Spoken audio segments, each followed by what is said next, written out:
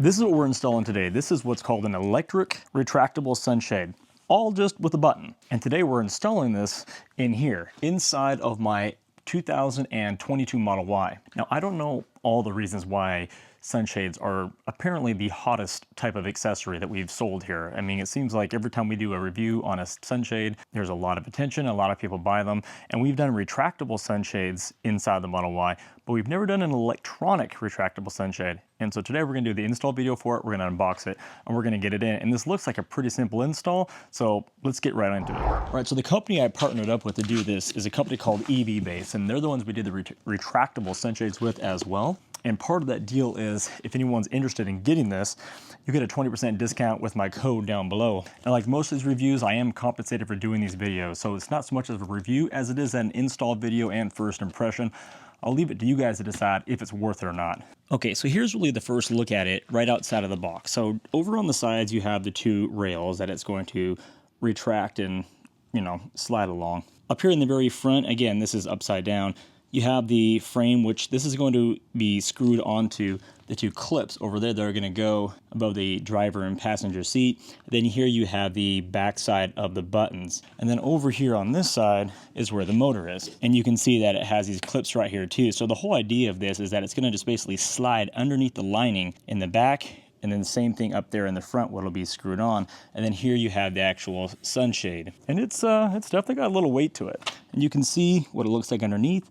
So it's the same material as the car. There's what the button looks like. So pretty simple deal here. And as far as what comes inside of the box, you get a screwdriver, a small pry tool. You get this kind of cover that's going to go on top of that metal frame that goes along there to hide it once it's installed. You get this piece of material here that's going to be used to kind of fish the wire around where you need to actually put it. You get the two pieces that are going to go on the front of the car that's going to be screwed onto those two screw holes right there. And then you get the wiring harness. Now, there are other variations of this that I've seen out there where you actually have the option to plug it into the 12 volt in the back of the car. This model, however, is designed to be wired directly into the car. So the big difference about that is this one is going to be coming directly from the battery of the Tesla. So it's going to be hardwired right into the harness, whereas if you plug it into the 12 volt, then it's starting to come from your 12 volt battery. So I'm not sure which one's actually better, but as far as like, is this going to ruin your range or anything?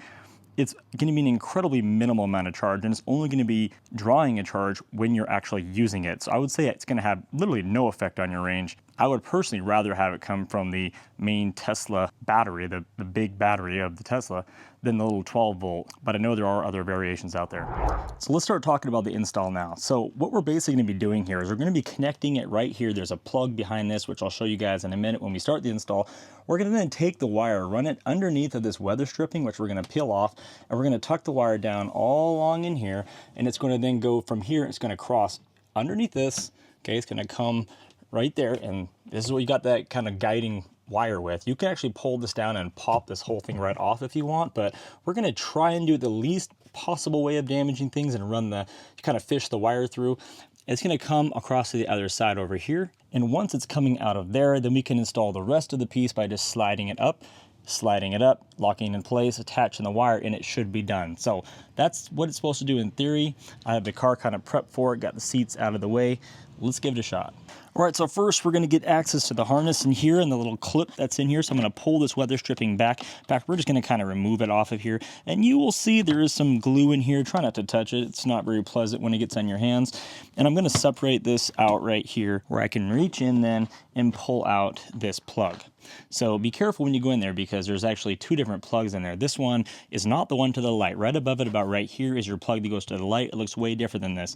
This is going to be the one you want. And by the way, some people may want to turn off their car, power it off or whatever.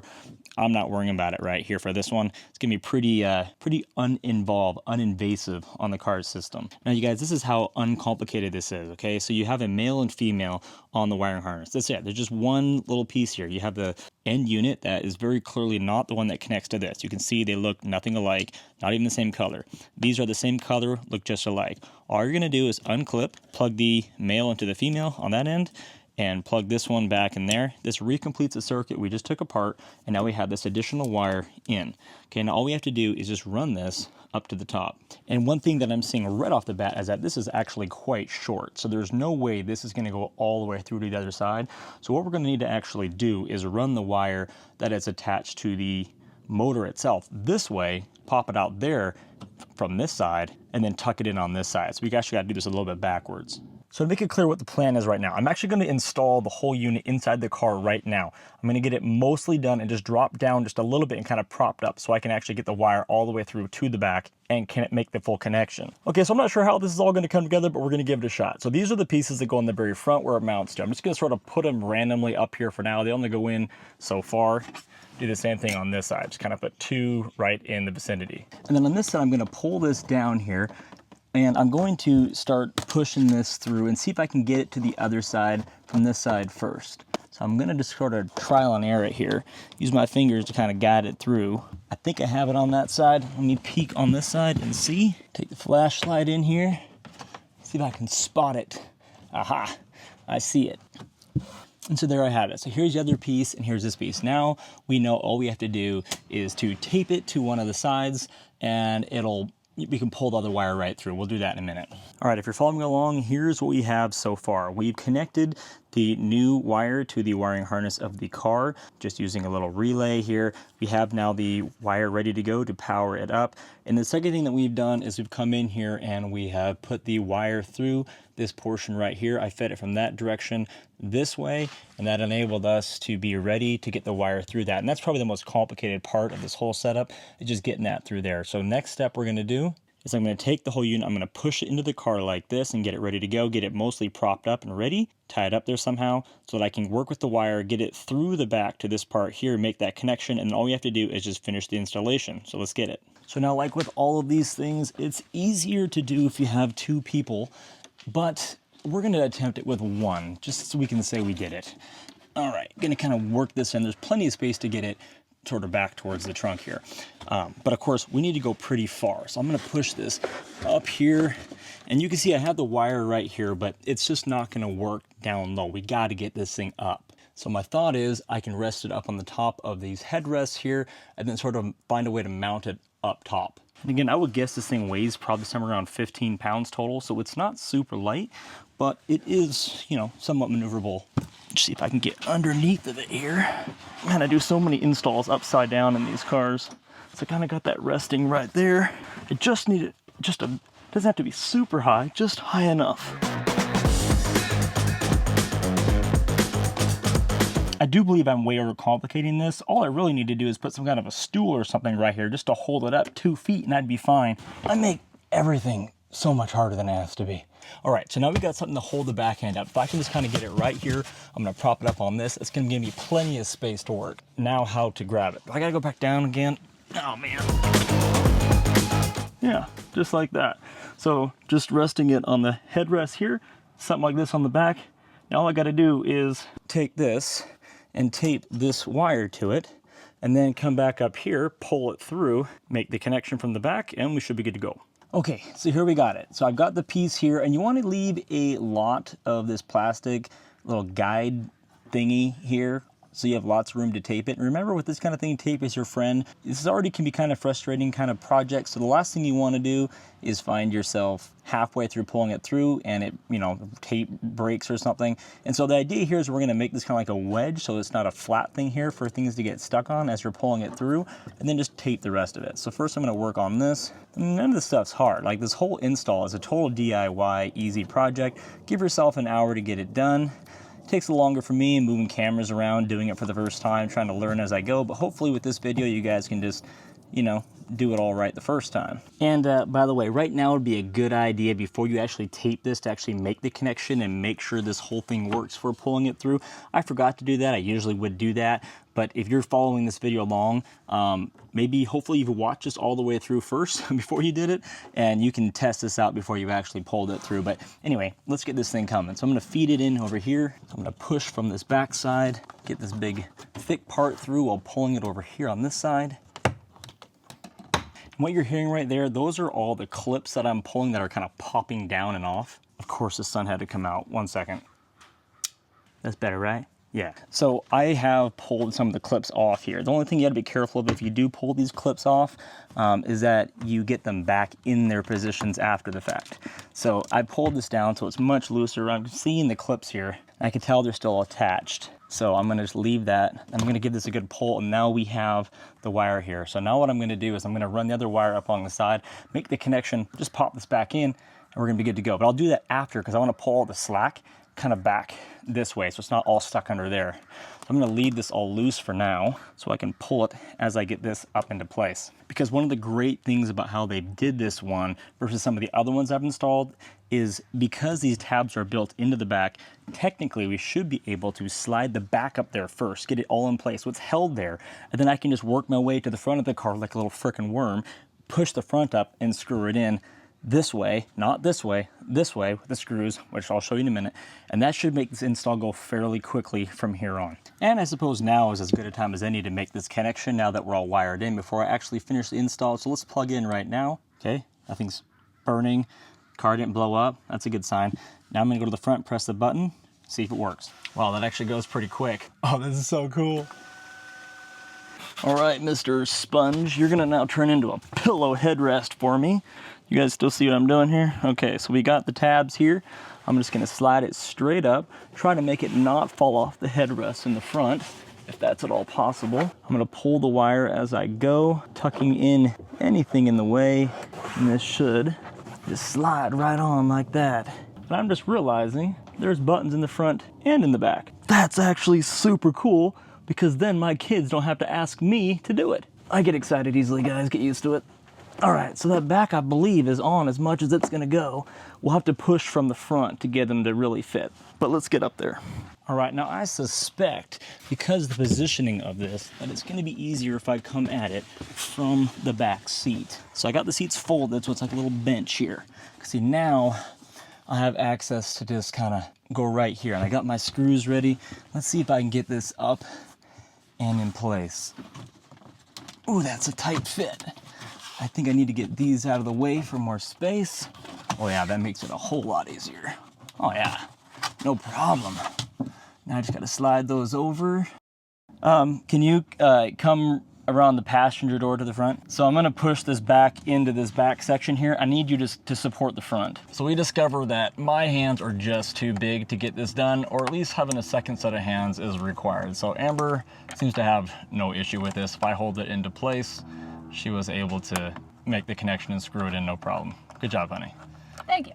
Yeah, so I basically fought around with it for like 8 minutes by myself, and it's not like it's complicated what I was trying to do, but you're trying to push up and line up two different holes that are both moving, and there's not a lot of room in there for your fingers. So having a second person to hold it in place, also take your chairs and tilt them way forward, give yourself lots of space, and you could even like rest your right here, your elbow up on this to press up on that. It really gave it a lot of help. So for the most part, it's in there now. Well, it's in there now, it's sturdy. The back is all in here now and looks good. Everything's still working. We got one more thing to do up here in the front, and then we're gonna head back to the back and clean that up. So this is where this piece comes into play.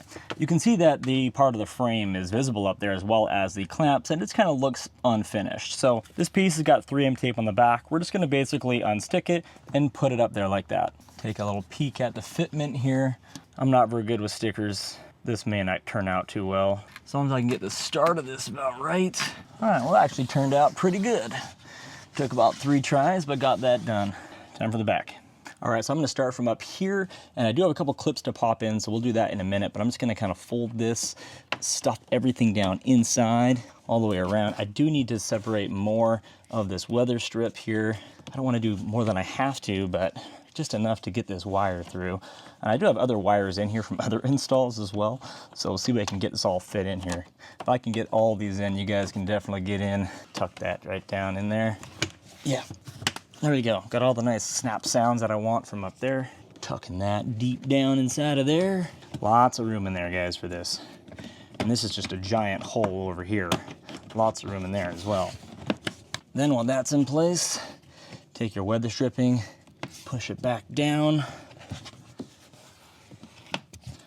And that glue should adhere again, no problem. It's pretty tacky stuff. And the last thing I'd recommend doing to complete the install was to get like a microfiber cloth, maybe some very lightly soapy water, and come in here and spray the cloth and wipe off all your fingerprints. Because unless you wore gloves when you put this on, you probably made a mess of your ceiling, and that just doesn't look nice. But this material is pretty resilient and cleans up pretty nice. To To be honest, most of that was probably for my kids anyway.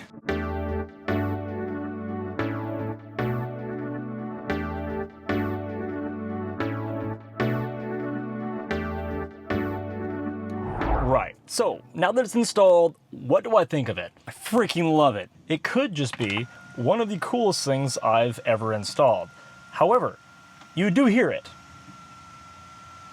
There's no question about it. It's definitely not built into the structure of the car to where most of the sound is muffled. It's wide out there in the open, so you definitely hear it. However, it's not something you're going to be doing all the time when you're driving, so it's really not a problem. You also don't lose a whole ton of your sunroof either. You can see that the space around the edge definitely takes up some of it, mostly in the front and in the back with the motor. But when you open up the sunroof, you still see a good majority of your sunroof, and you don't really feel the lack of any space missing around the edges. They also did a great job matching the color and the pattern of the texture, and if there's someone who's unfamiliar to Teslas were to get inside of your car, they're not going to notice anything additional has been installed in here. They would think that it's just part of the Tesla. Now let's talk about the buttons, and remember, there are two sets of buttons, both in the front and in the back. So for someone who has children like I do, it's going to be really nice for them to be able to adjust it because it stays in the back until it's used. If they're hot back there on their heads or whatever on a drive, they can pull it and do a partial sunshade. So here's how this button actually works. So now if I take it and I press and hold, I can basically move it until I left my finger off. So if I want to just cover up the back seat, I can let it go open like that, which is basically like a car they're used to driving around with a sunroof, you know, a little square above the driver's head. And I can move it and stop it absolutely anywhere I want. And if I just press once, then it's going to complete the rest of it all the way on its own. And there's a spider on it. Same thing with the back. One press will take it all the way back on its own, but if you press and hold, you can then adjust it back and forth, and the rear button works the exact same way. So how much heat is this exactly stopping? Well, if we take our trusty little gun that is mostly accurate, and I press and hold it straight on the sunroof, we can see it's at about 111 degrees, 112 degrees. Now if we go up here and close it the rest of the way, and we shine it on that same location, it's down to 95 degrees. So we're down about 10, 11, maybe 12 degrees. And of course, you don't feel it beating on the top of your head, which, forget the degrees, just that direct sun on your head just makes your whole body feel hotter. Now, I don't want to oversell this because it is an expensive item, and I don't think it is for everybody. But I think if you're somebody who drives in the heat all the time and you don't want to deal with putting up sunshades and putting them down again, this could be a real viable option for you. I know a lot of people buy sunshades, but they do complain about how eventually they end up just leaving them in their trunk because, well, yeah, we paid $120 for them, but it's just so much work to put them up and down all the time. So for another $400, you can solve that. Also, this is the upgraded sunshade, which has the second button in the back. So that one is also great if you have children who want the ability to just cover themselves. And there is a retractable option out there, however, that is distracting when you're driving down the road, having to pull it and slide it and grab it from two different angles.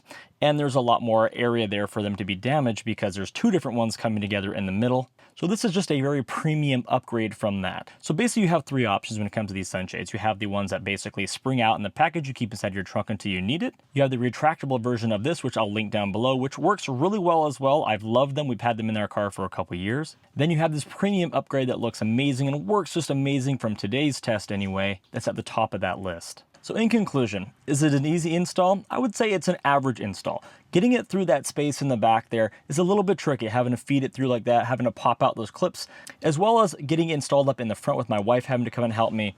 I definitely believe it's not easy, but it is just a little bit further on that medium size install because it does require two people and there's some finicky parts to it. Is it a DIY project? Absolutely. Anybody can install this one. Just get someone to help you. Watch this video all the way through a couple times to learn, really what not to do and what to do. It does come with all the tools you're going to need for this, so you don't have to worry about, having the right tools. Now, this isn't going to void the warranty of your car because you're not splicing any wires, you're not changing anything about the car itself. Because it's just a plug-and-play setup, if you were to have any issues with a Tesla Center, which I have had with some installs, all you have to do is just pull that one little section off in the back where you connected the wire harness, put it back in its OEM form, just let the wires dangle, and they can no longer void the warranty on some portion of the roof if there was an issue. At least that's what the law states. Is it worth the price even with my discount? I'll leave that for you guys to let me know down below in the comments. Let me know if you guys have any questions. See you guys on the next one.